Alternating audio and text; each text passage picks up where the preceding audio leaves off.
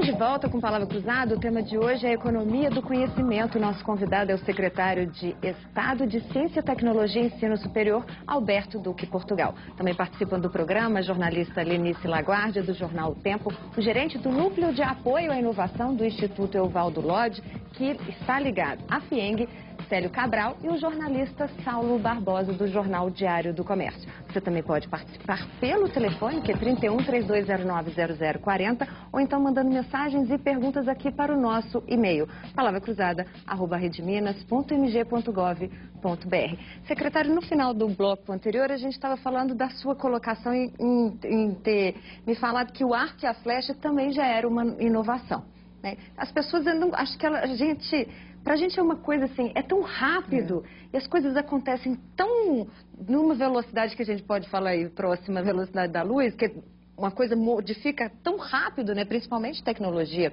da informação e tudo mais, que a gente não percebe isso. Né? Acho que as pessoas não têm essa noção dessa rapidez e de que o tanto de inovação, o tanto de projetos inovadores e de empreendedorismo nesse aspecto também surgem e as pessoas não se dão conta disso.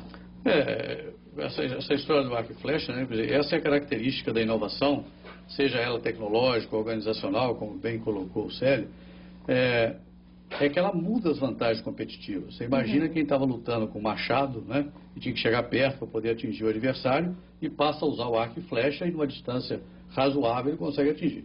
Naquela sociedade humana foi muito feita de guerras. Você imagina a vantagem competitiva que tinha esse guerreiro que passou a usar o arco e flecha. Quer dizer, essa é a característica da inovação. Por isso que ela está ficando tão importante. Como você tem muito conhecimento, e o conhecimento, eu dizia, tem uma tendência de reprodução infinita. Quanto mais conhecimento você tem, mais conhecimento você gera, você vai acumulando conhecimento num volume tão grande, numa velocidade tão grande, que o grande desafio passa. Como é que eu acesso, processo e incorporo, né, o arco e flecha no dia a dia da minha empresa para eu ficar mais competitivo? Vamos colocar, por exemplo, o café. Sim. Né, como é que a tecnologia hoje, né, pode ajudar uma commodity, né, um produto que tem grande expressão aqui no estado, como é que ajuda? A inovação, e tem muitas, né? O café brasileiro avançou muito, a produtividade avançou muito. Principalmente o sul de Minas, né? O sul de Minas, por exemplo, há alguns anos atrás a pesquisa desenvolveu todo um trabalho. O café era plantado 1.000 árvores por hectare. Era uma distância grande, de 4 por 2,5. Você imagina uma fileira, 4 metros de distância, 2,5 entre plantas. Hoje, você tinha aí 1.000 plantas por hectare aproximadamente.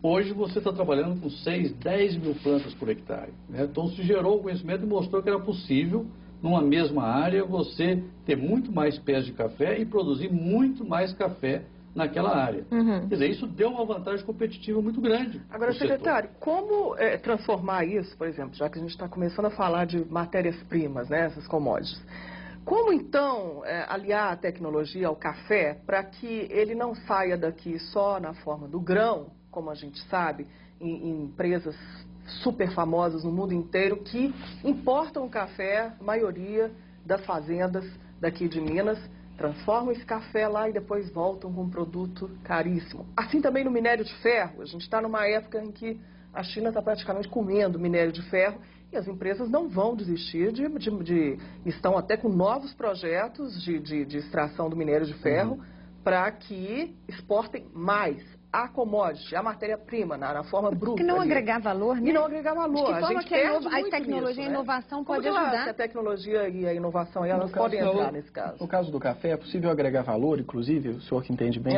já plantou café, é possível agregar valor, inclusive, através dos cafés especiais, né? Os cafés orgânicos, que têm ganhado cada vez mais espaço no mercado externo, enquanto uma saca do café tradicional, comercializada no exterior por $250, a de café orgânico vale $500, né? Ou seja, que o dobro. O Carmo de Minas ainda detém o recorde, né? Exato, é o segundo principal item da falta de exportação do Estado, né? A gente engatinha nessa questão ainda, né? Olha, vocês tocam numa questão que para mim ela é crucial. Quer dizer, a tecnologia física, né, de como você plantar, como você colher, o que você melhorou, inclusive o exemplo que eu dei de adensar a quantidade de pés, ela é um desafio, é importante você dominar, mas ela não é o maior desafio. Eu costumo dizer que tecnologia vai virando hardware. né? Se você não acha aqui, você acha em algum lugar na esquina. É verdade, quando eu falo esquina, assim, no Japão, nos Estados Unidos, na Alemanha, em algum lugar. É verdade que muita tecnologia está adaptada ao bioma, né, aqui tropical, que não dá para você importar. Mas muita tecnologia, principalmente na área industrial, você consegue importar muita coisa, que é muito mais fácil às vezes. O maior desafio que existe, principalmente para os países emergentes, é o que a gente chama muito mais da tecnologia social, da tecnologia organizacional, né, dos modelos de negócio, o Célio mencionou isso, né, da forma de você se estruturar no mercado, que é uma inovação extremamente importante e que muitas vezes muito mais difícil do que a própria inovação tecnológica. E aí você toca na questão, por que o Brasil não consegue agregar valor e não participa mais? Quer dizer, você tem imensos desafios, porque o mercado é oligopolizado, você tem poucas empresas que dominam 60%, 70% do mercado mundial, não é fácil você entrar nesse mercado, né? Você precisa ter um poder de romper barreiras no mercado mundial muito grande, você tem que se aliar a alguém que já tem market share.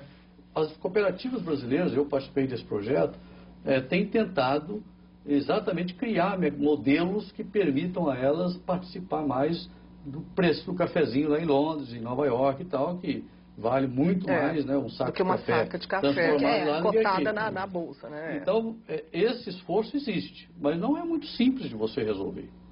Mas aí passa, acho que é o grande desafio, muito mais nessa tecnologia da organização, dos modelos de negócio, do que a própria tecnologia tecnológica, física, que é importante. Mas eu diria que o maior desafio que existe hoje, para nós, países emergentes, é muito mais nessa linha. Eu acho que a gente fica num nível muito de empiria, né? Aquela coisa muito assim, de tentar colocar ali na massa. Fala-se sempre, né? Precisa de valor agregado, mas cadê o valor agregado? Exatamente. Né? Deixa eu citar um exemplo de um valor agregado, então, no setor do café. Nós temos uma empresa no sul de Minas, a KP Cosméticos. Não sei se vocês já ouviram falar dessa empresa. Produtos de beleza, né? Ela participou recentemente do Congresso Empresarial de Inovação que nós fizemos lá junto com a Inovatec e apresentou um case muito interessante. Ela utilizou um produto da terra natal dela, do sul de Minas, mas como ela era uma farmacêutica, começou a pesquisar as propriedades medicinais do café. Então, com isso, ela desenvolveu uma linha de cosméticos baseados no café. E depois já tem várias empresas interessadas, inclusive no mercado mundial, em levar esse produto até para o exterior, ou seja, agregando valor de uma forma totalmente diferenciada num produto tradicional, na commodity, através de pensar um modelo de negócio junto com a inovação tecnológica completamente diferente. Então, costumo dizer que quando você consegue juntar as duas coisas, aí sim você realmente consegue fazer uma mudança. Mas não deveria ser apenas uma.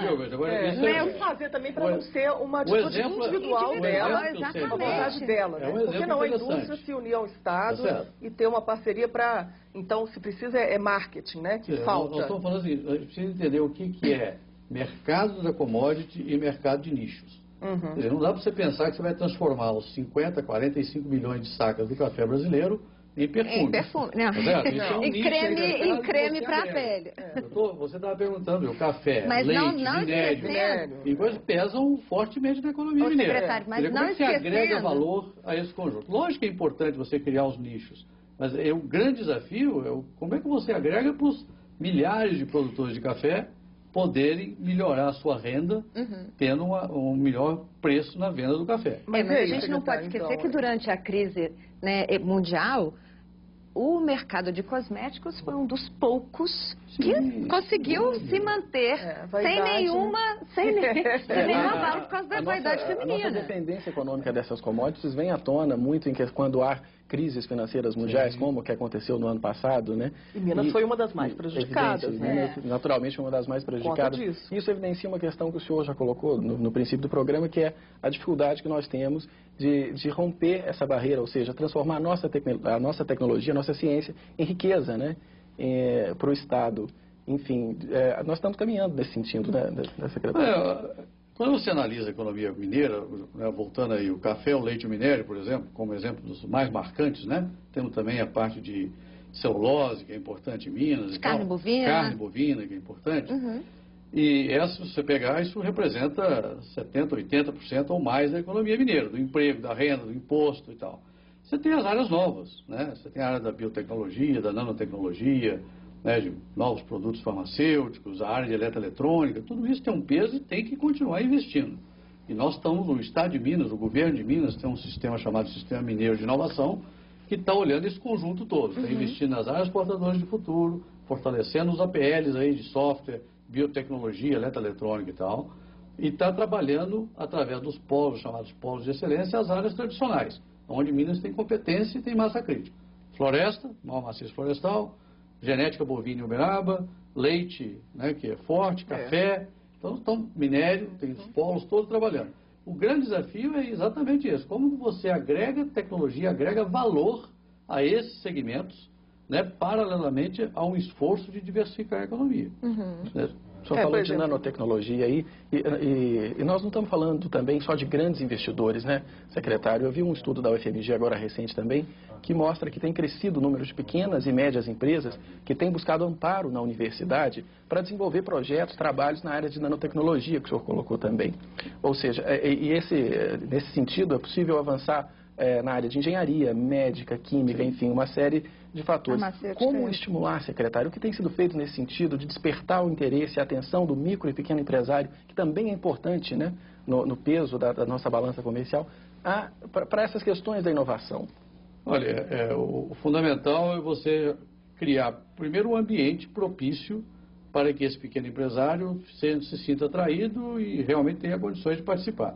O governo tem feito um grande esforço para criar os parques tecnológicos e as incubadoras. As incubadoras de empresas são aquele lugar em que o pequeno empresário, às vezes tem um ex-pesquisador de uma universidade, ou um jovem, qualquer empreendedor, encontra ali todo um apoio de infraestrutura, né, laboratórios e tal, e o apoio da universidade para desenvolver o seu produto. Os parques tecnológicos já é para você poder produzir, vamos dizer assim, né, produtos também de alto valor agregado em condições mais adequadas. Aí o BHTEC, que está aqui perto da Universidade Federal de Minas Gerais, né, o esforço da própria lei de inovação, que cria incentivos, a FAPEMIG tem programas em que ela financia, né, até o salário do pesquisador. Se o seu projeto for aprovado, você é um empresário, se você aprovar um projeto na FAPEMIG, pode financiar o salário do pesquisador para trabalhar dentro da sua empresa. O próprio BNDES tem também, nós temos parcerias com a FINEP nesse sentido, junto com a FIENG e tal. Então tem um esforço grande nesse sentido aí, que é o caminho. Tem os polos de inovação também, né?